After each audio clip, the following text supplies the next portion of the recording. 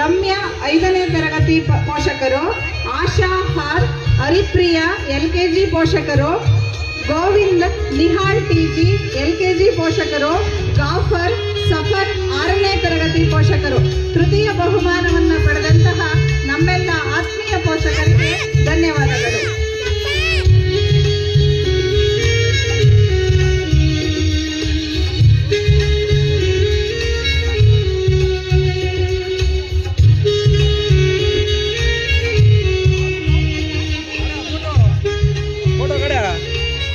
ಬಹುಮಾನ ಪಡೆದ ಎಲ್ಲ ಪೋಷಕರಿಗೆ ಧನ್ಯವಾದಗಳನ್ನ ಅರ್ಪಿಸುತ್ತಾ ಈಗ ಮುಂದಿನ ಕಾರ್ಯಕ್ರಮ ನಾಗರಾಜ್ ಸರ್ ಅವರು ಮುಂದುವರಿಸ್ತಾರೆ.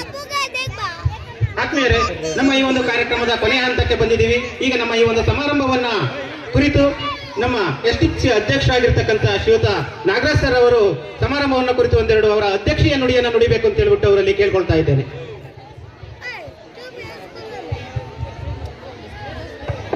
जैन हेलो सर उधर बैठ ले आना कोई